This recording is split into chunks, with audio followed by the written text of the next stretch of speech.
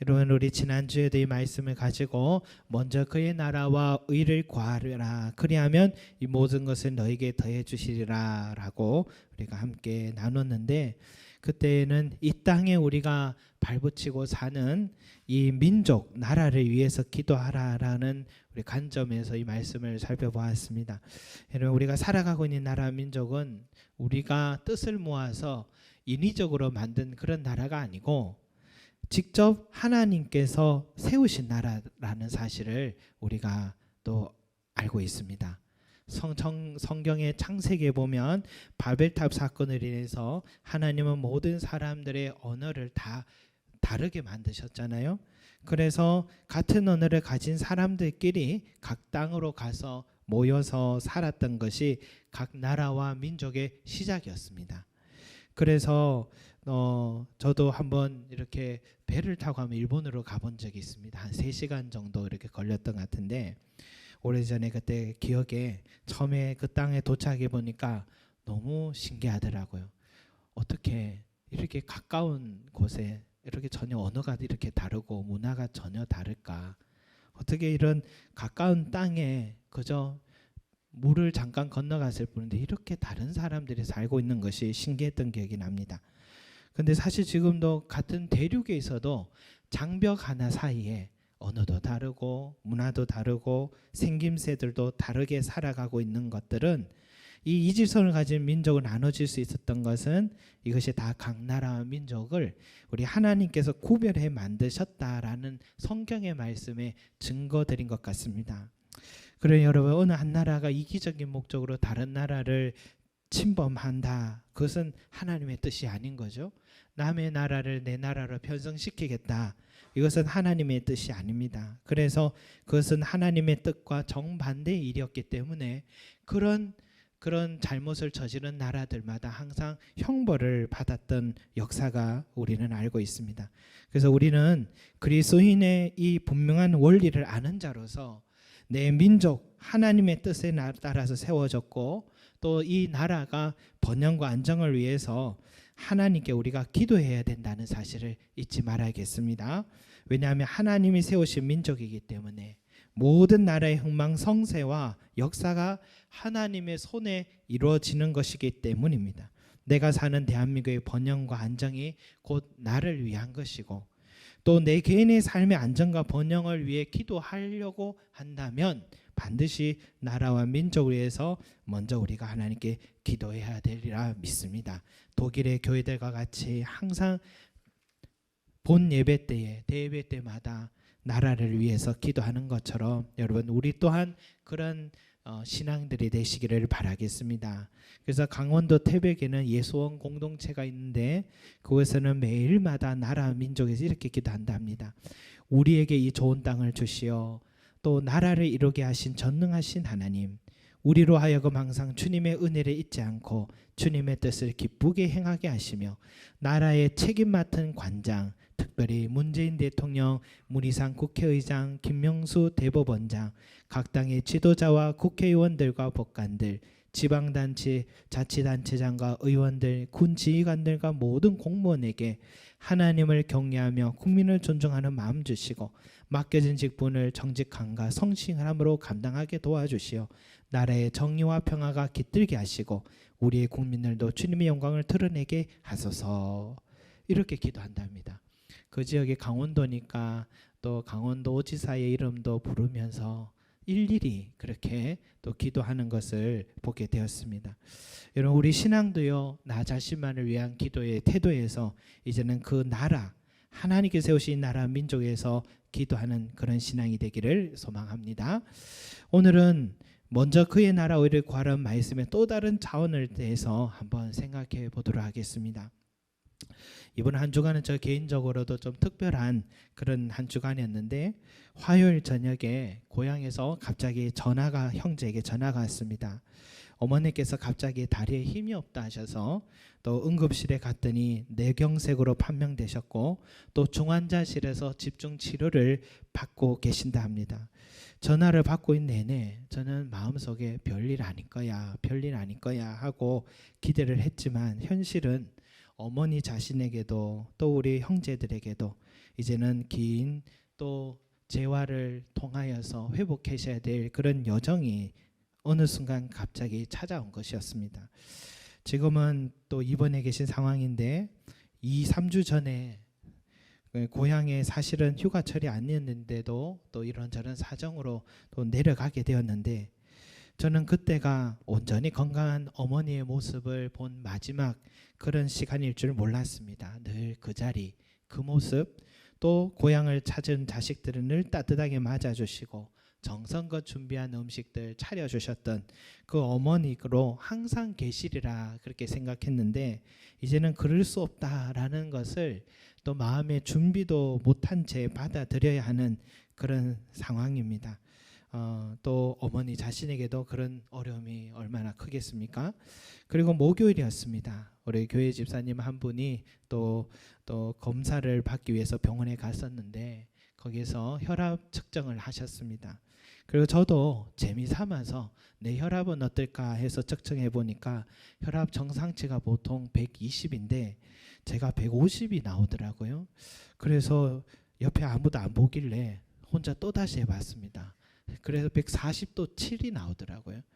또 148이 나오 3번이나 했는데, 그래서 아무에도 말하지 않았습니다. 말하지 않고, 그런데 어제 제가 또 갑자기 숨이 답답한 느낌이 들어서 백병으로 달려갔습니다. 혼자서 혈압 측정기를 재보니까 162가 나옵니다.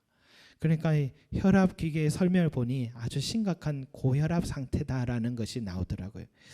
내가 내 몸을 그동안 너무 관리를 하지 않았구나 하는 그 심각한 경고를 받은 것입니다. 고혈압은 다양한 합병증을 불러는 무서운 것이라는 것을 저는 잘 몰랐습니다. 어머니가 쓰러지신 뇌경색도 고혈압과 관련이 있다 합니다. 자료를 찾아보니까 걷기가 좋은 운동이라고 합니다. 최근에 걷기 운동을 했는데, 그런데 갑자기 운동을 한다 해서 효과를 바로 얻는 것도 아닌 것이죠. 오랜 시간부터 이미 저에게는 운동과 식습관과 생활 습관으로 인해서 문제가 계속 쌓여오고 있었던 것입니다. 그동안 주변에서 몸 관리를 잘 하라는 그 많은 이야기들을 쉽게 지나친 결과겠죠. 이런 경고를 들으면서 어제부터 결심을 했습니다. 식이 조절을 해야겠다. 전문가들이 말하는 음식들을 이제 섭취해야겠다.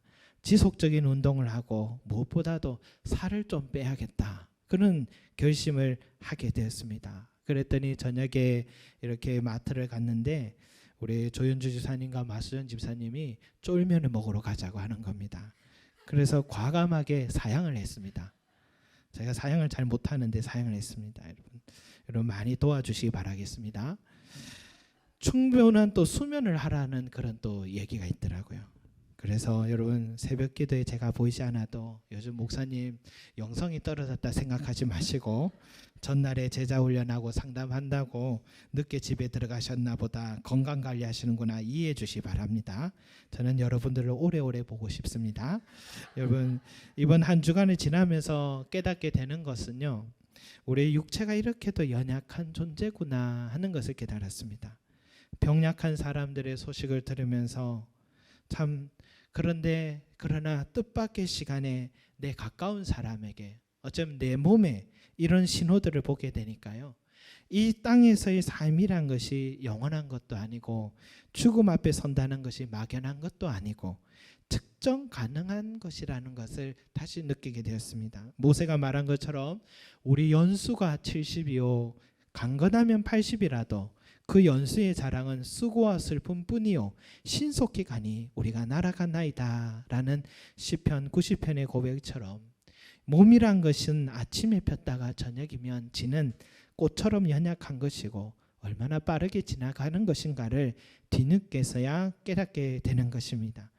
그런데 왜 우리 인간이라는 존재는 늘 뒤늦게서야 경고음을 듣고서야 그때서야 깨달을까요?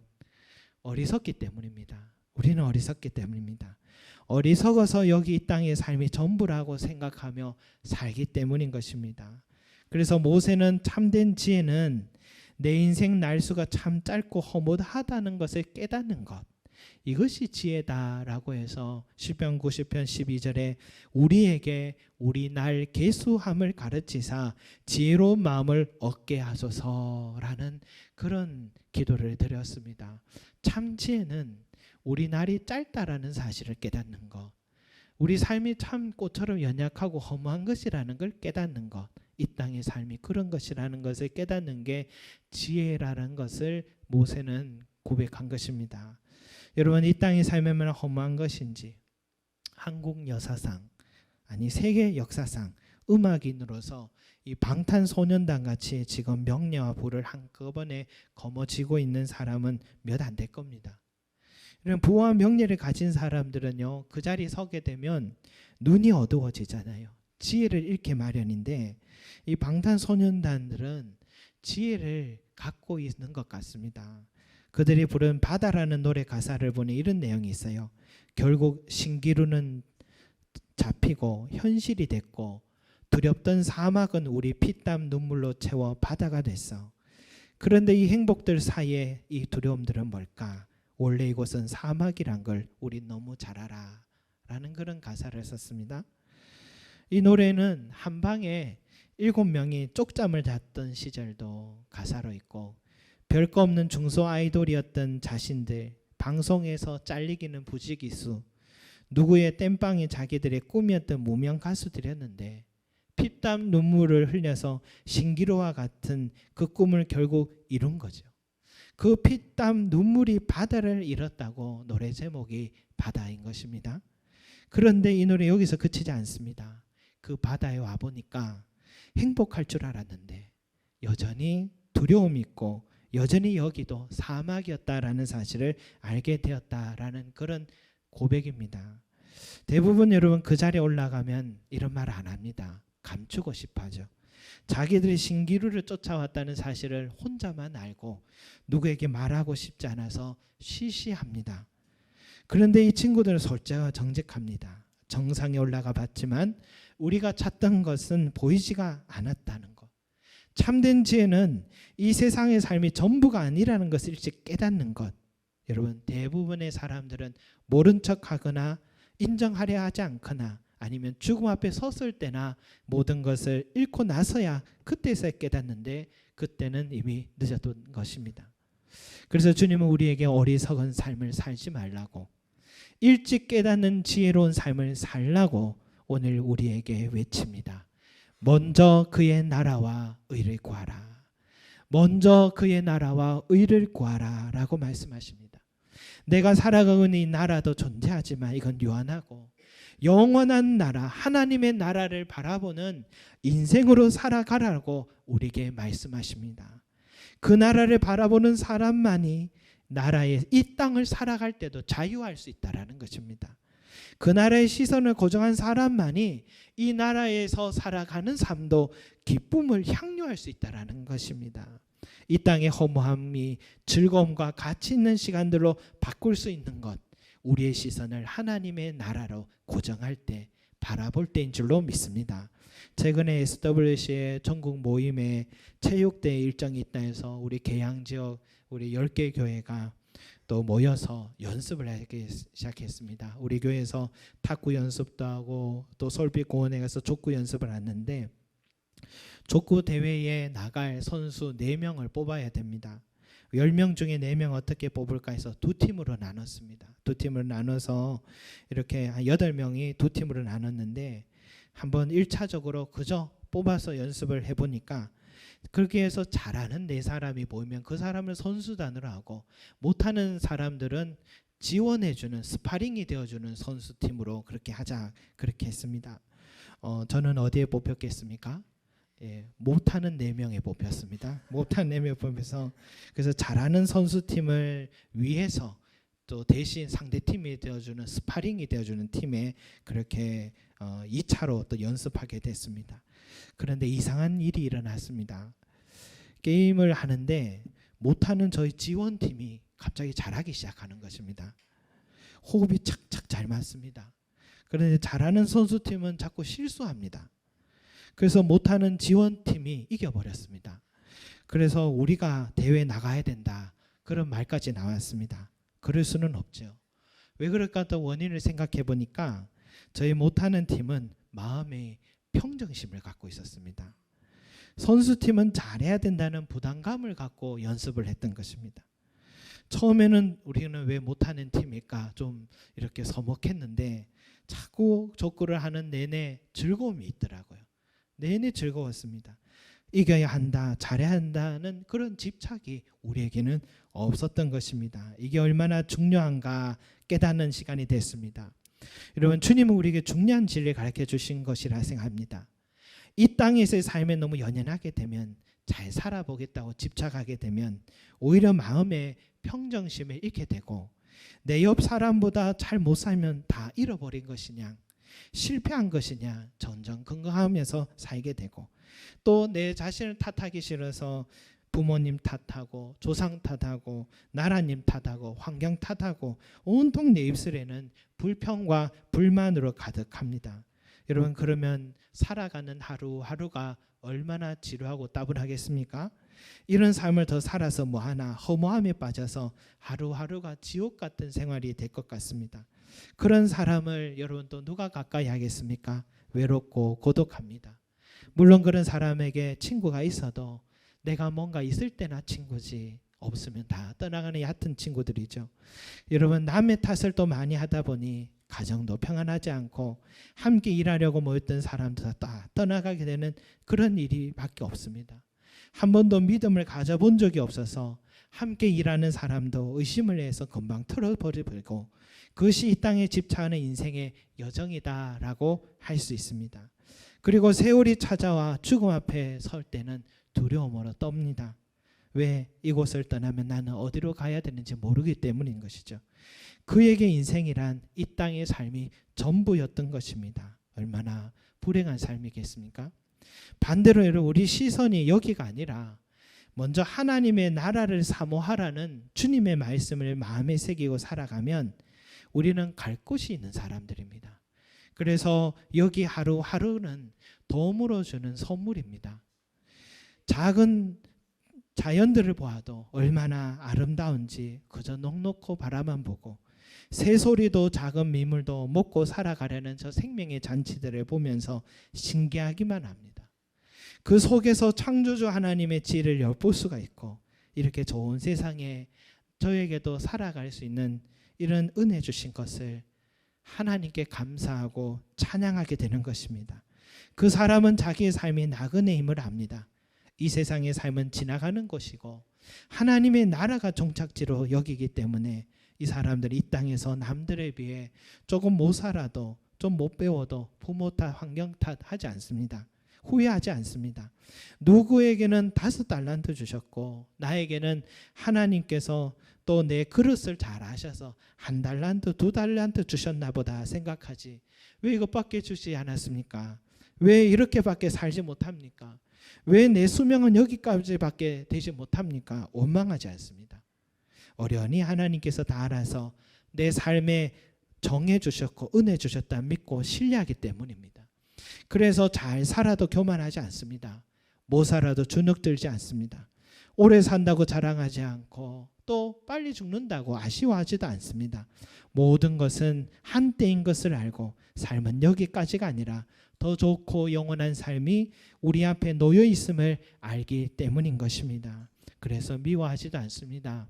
다 용서할 수 있는 마음도 생겨납니다.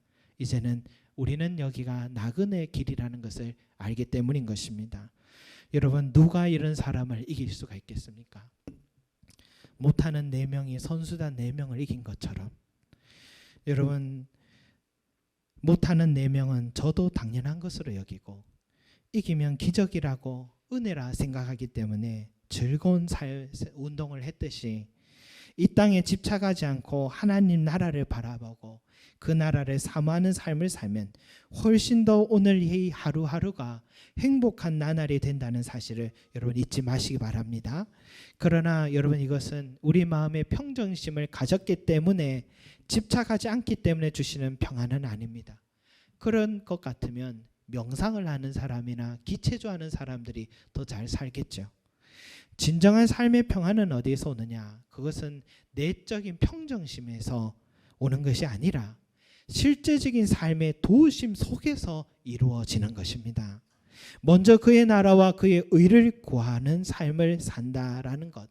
그것은 하나님께서 나의 삶을 통치하시고 다스리신다라는 그런 뜻입니다. 이 땅에서 삶이든 죽어서 그의 나라에서의 삶을 살든 장소가 중요하지 않고 우리 하나님께서 다스리시는 바로 그것이 천국인 것입니다. 여기서도 하나님 나라를 사모하는 사람은요, 하나님의 통치가 오늘 내 삶에 이루어지기를 바라는 그런 삶을 말하는 겁니다. 하나님의 성경 말씀대로 살아가려고 노력하는 바로 그 사람이 먼저 그의 나라와 그의 의를 구하는 삶인 것입니다. 하나님의 가치관은 바로 이 성경 속에 녹아들어 있습니다. 하나님의 통치와 그 능력도 성경에 녹아들어 있으니 이 말씀을 늘 가까이 하려고 하고 이 말씀대로 순종하려고 하는 바로 그 사람에게 하나님의 나라는 이미 임한 것인 줄 믿습니다. 여러분, 하나님께서 내 삶을 다스려 주시니 그 사람은 염려가 없는 것입니다. 왜? 하나님께서 책임져 주시기 때문입니다. 뭘 먹을까, 마실까, 입을까 염려하지 마라. 그것은 이방인들이 하는 것이다 했습니다. 여러분, 이방인들은 하나님 믿지 않습니다. 믿지 않으니까 그들에게는 항상 염려가 찾아오는 것입니다. 자신을 도움을 얻을 데가 없으니까 이 망망대해 같은 바다에서 빠져서 스스로 이겨내야 되니까 하루하루가 힘겨운 삶을 사는 것입니다. 그러나 하나님을 내 아버지로 모시고 하나님의 말씀을 내 안에 날마다 모시고 거하는 사람은 하나님께서 미리 아시고 그 모든 필요를 공급해 주시고 날마다 하늘에서 만나를 내려주는 것을 체험하게 되는 것입니다. 여러분, 우리 성도님들 이런 체험을 많이 해보셨으리라고 저는 믿습니다. 저도 이런 체험을 하면서 성경의 하나님이 실제하시는 하나님이구나, 실제하시는 오늘 우리 아버지시구나 라는 것을 깨닫게 되었습니다. 저는 우리 중등부 친구들도 꼭 이 하나님을 만나는 그런 시간을 얻기를 소망합니다. 사실은 체험하고 있습니다. 우리 자녀도 체험하고 있는데 그런데 보지 못하고 있는 것일 뿐이죠. 그걸 볼 수 있는 여건이 아니기 때문입니다. 여러분이 누리고 있는 그 모든 것들은 하나님께서 여러분들의 부모님들께 먼저 기적을 베풀어 주셨기 때문에 여러분이 누리는 것입니다. 목사님도 대학 시절까지도 이 사실을 잘 몰랐습니다. 그런데 나중에 독립하고 또 부모가 되어 보니까 하나님께서 베풀어 주시는 것이 얼마나 기이하고 놀랍고 신비한지를 체험하게 되는 것입니다. 여러분, 이런 체험을 할 수 있는 또 우리 자녀들이 되길 바라겠습니다. 그것을 하려면 먼저 하나님을 인정해 드린 겁니다. 하나님과 한 번 정도는 딜을 해보시기 바랍니다. 이렇게 기도해 보십시오. 하나님, 저 이것이 필요한데 우리 부모님께도 친구들에게도 저는 말하지 않겠습니다. 그러나 하나님께만 이것을 말씀드리겠습니다. 도와주십시오 하고 한번 딜을 해보십시오. 그러면 우리 하나님께서 자기를 인정하고 다가온 자녀의 기도를 절대 외면하지 않으시고 응답해 주시는 것입니다. 그때서야 하나님이, 성경의 하나님이 실제의 하나님이구나 라는 것을 깨닫게 되는 것입니다. 여러분, 그러나 조건은 절대로 사람에게 말하지 말고 하나님께만 한번 말씀드려보라 라는 것입니다.